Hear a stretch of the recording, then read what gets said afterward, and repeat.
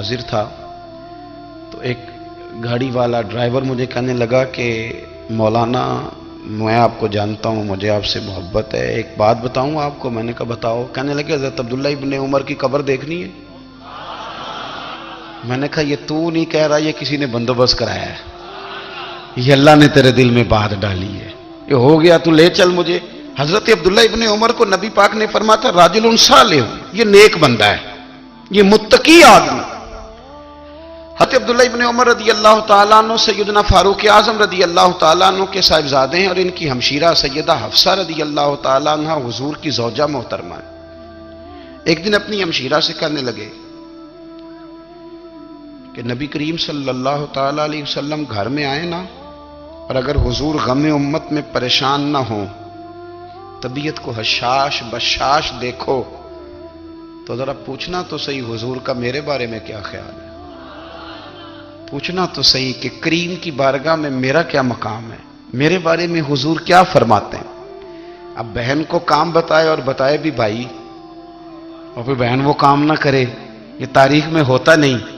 حضرت عمر فاروق رضی اللہ تعالیٰ عنہ کی صاحبزادی ام المومنین رضی اللہ تعالیٰ عنہ فرماتی ہیں کہ میں تو بس منتظر تھی، انہوں نے تو کہا تھا نا کہ اگر تم حشاش بشاش دیکھو تو بات کرنا، لیکن حضور تشریف لائے، میری باری تھی، میرے گھر تشریف لائے، کھانا پیش کیا تو فوراً میں نے عرض کی حضور ایک بات پوچھنی تھی، تو حضور نے فرمایا پوچھئے۔ میں نے عرض کی حضور میرے بھائی عبداللہ ابن عمر کے بارے میں آپ کا کیا خیال ہے؟ نوجوانوں میری بات پہ غور کرنا، میرے بھائی کے بارے میں آپ کا کیا خیال ہے؟ تو نبی کریم صلی اللہ تعالیٰ علیہ وآلہ وسلم نے میری طرف دیکھا، اور پھر حضور زیر لب تھوڑا مسکرائے، اور بریلی کے امام کہتے ہیں کہ حضور مسکرا دیتے تھے نا تو جو بڑا دکھی ہوتا تھا وہ بھی ہنس پڑتا تھا۔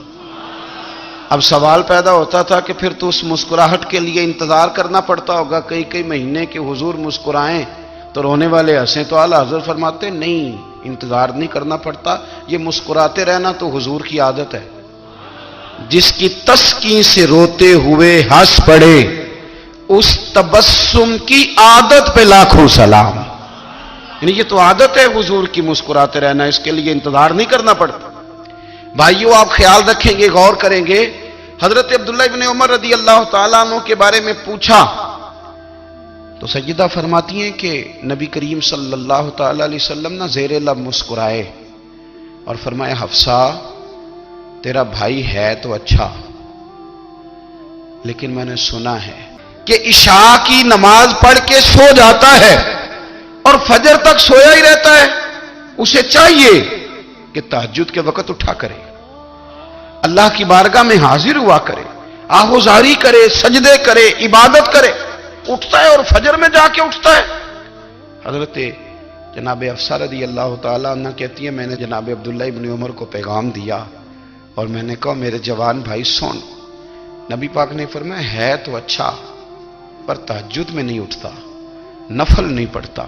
او میری ملت کے جوانوں، مزہ نہیں آ جاتا جب ساری دنیا سوئی ہو، ساری دنیا، اور بستر بھی گرم ہو اور نیند بھی پورا غلبہ کر رہی ہو، اور اچانک گھنٹی بجے دماغ میں، آنکھ کھلے، گھڑی پہ نظر پڑے 3:30 4 بجے کا، پھر اٹھ کے وضو کرے، اور جب وہ مصلی کھول کے بچھائے تو مدینے والے جو اس کی شان کے لائق ہے، جو اس کی شان کے لائق، وہ مسکراتا ہے، خوش ہوتا ہے کہ میرا بندہ تہجد میں اٹھ گیا، وہ مسکراتا ہے۔ کاش ہماری صبحیں کبھی اپنے مالک کے نام ہو جائیں، کاش کے صبحیں۔ حضرت ابو الحسن رحمۃ اللہ تعالی علیہ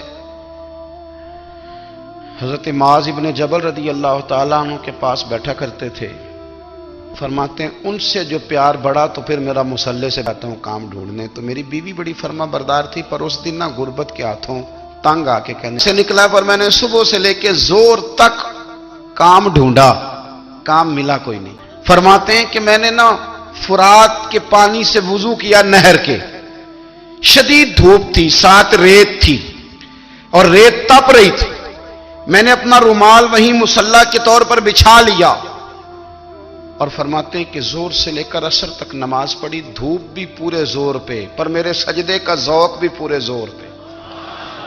فرماتے ہیں سورج بھی چمک رہا ہے اور رب کی عبادت کا ذوق بھی پورے زور پہ، میں سجدہ کروں تو پھر میرا اٹھانے کو جی نہ چاہے۔ میرے استاد لکھا کرتے اور میں نے آواز دی کہ بھلی مانس کہاں ہو؟ تو وہ کہنے لگی آپ منہ ہاتھ دھو لیں۔ میں نے کہا کہ بچے کہاں گئے؟ کہنے لگی وہ کھانا کھا کے کھیلنے گئے۔ بیوی سے پوچھا یہ کہاں سے آیا کھانا؟ بچوں کو تو نے کہاں سے کھانا کھلایا؟ یہ سارا کچھ کیسا ہے؟ تو کہنے لگی پتہ نہیں آج آپ کس کریم کی مزدوری کرنے چلے گئے، کس کریم کی، میرے گھر میں تو اتنی نعمتیں، دروازے آج چلے گئے تھے۔ یہ کہتے کہتے وہ اٹھی اور اٹھ کر کے کہنے لگی پہلے ہی بڑا کچھ آیا تھا، اب کیا لے آئے ہو؟ اور جا کر کے نا اس نے وہ ریت والا رومال کھولا، کہنے لگے میں تو لے کے آیا تھا ریت، تو میرے رب نے اسے بھی سونے اور ہیرے بنا دیا تھا۔ جب آپ کی توجہ اللہ کی جانب، میرے نبی پاک صلی اللہ تعالی علیہ وسلم نے فرمایا ہر چیز اپنے رب سے مانگ، ہر چیز مانگ، ہر چیز مانگ۔ یا رسول اللہ کیا کچھ؟ میرے محبوب نے فرمایا تیرے گھر میں نمک بھی ختم ہو جائے تو وہ بھی اپنے رب سے مانگا کر، تو مانگنا وہ تجھے دے گا، تو اس کی بارگاہ میں کشکول طلب دراز تو کرنا۔ اور ترمذی شریف میں عجیب لفظ ہیں، رسول کائنات نے فرمایا، رب کریم فرماتے ہیں جب میرا بندہ ہاتھ اٹھاتا ہے نا تو مجھے حیا آتی ہے کہ میں خالی کیسے لوٹا دوں اس کے۔ اتنے بڑے بادشاہ کی بارگاہ میں، او بھائی لوگوں سے عزتیں تلاش کرتے ہو تو وہ کیا تمہیں عزت دیں گے؟ وہ تو کل اچھا کہتے ہیں پرسوں برا کہنے لگ جاتے ہیں۔ لوگوں کے سامنے گڈ بک میں آنا چاہو گے تو وہ تو سویرے تمہارے بارے میں کچھ کہیں گے، شام کچھ اور کہیں گے۔ اپنی روحانی زندگی آباد کریں، اپنے مسلح کو وقت دیں، اور دنیا سے چھپ کر اس موبائل کو بند کر کے اور اپنے آپ سے بھی چھپ کے اور تنہا ہو کے چھپا کے سارا کچھ اپنے آنسو اپنے رب کی بارگاہ میں پیش کریں، اس کے حضور حاضری دیں۔ سنو نا ترمذی کی حدیث، اور اسے یاد رکھنا، نبی پاک علیہ السلام نے فرمایا اپنے دکھ لوگوں کے سامنے نہ بیان کرنا، سیٹھوں نوابوں کو نہ بتاتے پھرنا، دنیا داروں کے سامنے جا کے نہ رونا کہ میں تکلیف میں ہوں۔ فرمایا اگر دنیا داروں کو دکھ بتاؤ گے رب تمہیں کبھی غنی نہیں کرے گا، اور لوگ ہیں کہ الٹا مذاق اڑائیں گے۔ آپ کی جس سے بڑی پکی یاری ہے نا، پکی، وہ تب تک پکی ہے جب تک آپ نے 50,000 مانگا نہیں، اور جس وقت آپ نے کہہ دیا کہ میں مجبور ہوں میری مدد کر تو پھر ختم ہو گئی دوستی۔ لوگوں کی تعلقات آپ کے ساتھ تب تک ہیں جب تک آپ ان سے کوئی ضرورت وابستہ نہیں کرتے۔ کریم محبوب فرمانے لگے بندوں کے سامنے دکھ نہ بیان کرنا، اللہ تجھے کبھی غنی نہیں کرے گا۔ تو اپنے دکھ اپنے رب کو بتا، تو دعائیں مانگ، تو اس کی بارگاہ میں حاضر ہو، تو اس کے حضور عرض کر۔ فرمایا اپنے دکھ اپنے رب کو بتا، وہ جلدی کرے یا دیر سے کرے تجھے ساری دنیا سے بے نیاز کر دے گا، تجھے کسی کا محتاج نہیں رہنے دے گا۔ اپنے مسلح کو، اپنی دعاؤں، ایک بزرگ فرماتے ہیں میں نے دعا مانگنے کا طریقہ اپنی بیوی سے سیکھا۔ دعا مانگنے کا طریقہ اپنی، سیکھنے والے تو اپنے بچوں سے بھی سیکھ لیتے ہیں، سیکھنے والے تو ہر ایک سے سیکھتے ہیں۔ وہ کہتے ہیں میں نے دعا مانگنے کا سلیقہ اپنی بیوی سے سیکھا ہے۔ حضرت وہ کس طرح؟ فرمانے لگے میری بیوی نے نا مجھے کوئی کام بتایا، کچھ پیسوں کی ضرورت کے لیے کہا، تو میں نے اسے کہا کہ بھئی ابھی میرے پاس نہیں ہے، کچھ دنوں میں آتے ہیں تو میں دے دوں گا۔ عورتوں کی عادت ہوتی ہے وہ بار بار یاد کراتی ہیں، 2-4 دنوں کے بعد پھر اس نے کہا حضرت وہ میں نے کہا تھا کچھ پیسے، میں نے اسے کہا کہ ابھی میرے پاس نہیں ہے، کچھ دنوں میں ملتے ہیں تو میں تمہیں دے دوں گا۔ اس نے کچھ دنوں کے بعد پھر کہا حضور وہ میں نے کچھ پیسے کہے تھے۔ فرماتے میں نے ڈانٹ دیا، میں نے کہا کہ کیا تو روز مجھے شرمندہ کرتی ہے، کہا نا میرے پاس نہیں ہے، ہوں گے تو دے دوں گا، تو روز یاد کراتی ہے۔ فرماتے ہیں اس نے پہلے تو میری ڈانٹ کو سہا، پھر میرے سخت جملوں نے اس کی آنکھوں میں آنسو پیدا کر دیے، پھر اس نے اپنے آنچل میں اپنے اس دکھ کو سمیٹا، اور پھر اس نے ایک جملہ کہا تو میں رو پڑا، اور مجھے اپنے رب سے مانگنے کا طریقہ آ گیا۔ مجھے کہنے لگی حضرت جی آپ نے ڈانٹ دیا میں نے سہ لیا، پر آپ ہی میرے شوہر ہیں، بتائیں نا آپ سے نہ کہوں تو میں کس سے جا کے کہوں۔ فرماتے ہیں میں رو پڑا، اور میں کھل کے رویا، اور میں تڑپ کے رویا، اور پھر میری سسکیاں بند گئیں۔ تو مجھے کہنے لگی آپ کو کیا ہوا؟ میں نے کہا مجھے بھی دعا مانگنی آ گئی ہے، جب میں اسے کہوں گا نا اللہ تو ہی میرا رب ہے، میں تجھ سے نہ کہوں تو میں کس سے جا کے کہوں۔ میں کیوں کسی بندے سے سوال کروں, میں کیوں کسی دنیا دار سے کہوں, میں تیرے بندوں کا, نیک بندوں کا وسیلہ لے کے, تیرے محبوب کی غلامی لے کے تیری بارگاہ میں آیا, تجھ سے نہ مانگوں تو کس سے مانگوں. سمجھ آ گئی ہے, جب میں اس رنگ میں مانگوں گا تو پھر رب میرے اوپر بڑا ہی فضل فرمائے گا, وہ میرے اوپر بڑی رحمت کرے گا, وہ میرے لیے آسانیاں کرے. عزیز دوستو, ہم اس طرح کرنے لگ گئے ہیں کہ ہم نے نا اپنے تعلقات پر اعتماد کرنا شروع کر دیا ہے. میرے تعلقات بہت ہیں.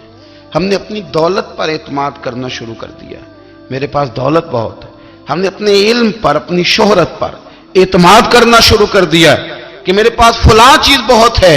یاد رکھنا, جب بے نیاز اپنی صفت بے نیازی دکھاتا ہے تو بڑی بڑی دولتوں والے مجبور نظر آتے ہیں. بھائیو, جب انسان کا رشتہ اپنے مالک کے ساتھ ہوتا ہے پھر تو غم بھی کچھ نہیں کہتے, پریشانیاں بھی کچھ نہیں کہتی, پھر تو زندگی صبر والی, پھر تو زندگی توکل والی, پھر تو زندگی بھروسے والی. پھر انسان اپنے آپ کو رسوا نہیں کرتا. دنیا داروں سے امیدیں اس کی ختم ہو جاتی, امیدیں اللہ رسول سے لگا لیتا ہے, مضبوط ہو جاتا ہے, مضبوط, طاقتور ہو جاتا ہے, خوددار ہو جاتا ہے, باوقار باعزت ہو جاتا ہے. حضرت بہلول دانا رحمت اللہ علیہ بیٹھے تھے تو ہارون رشید حج کر کے آ رہا تھا, تو رستے میں حضرت شیخ سے ملاقات ہو گئی تو السلام علیکم کے بعد کہنے لگا, حضور کوئی حکم ہو تو بتائیے گا. تو حضرت بہلول دانا فرمانے لگے, تیرا رب کون ہے؟ اس نے کہا اللہ. تو فرمایا میرا کون ہے؟ کہا اللہ. فرمانے لگے تو بڑا ہی بیوقوف ہے, کیا تو یہ سمجھتا ہے کہ رب ہارون رشید کو تو دے گا اور بہلول دانا کو بھول جائے گا؟ تیرا بھی وہی رب ہے, میرا بھی وہی رب ہے. اس نے اگر تجھے دے کے آزمایا ہے تو ہو سکتا ہے مجھے نہ دے کے آزما رہا ہو. جب اس کی حکمت کے تقاضے ہوں گے تو عطا کرے گا اور دے گا. تو جا اپنا کام کر.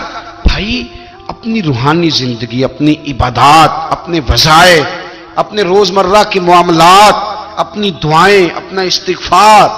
دیکھو کوئی مشکل کام تو نہیں, 2 رکوع ہیں سورہ واقعہ کے, اگر رات کو پڑھ لی جائے تو. میں کس طرح یہ بات بیان کروں کہ تعویذ بانٹنا آسان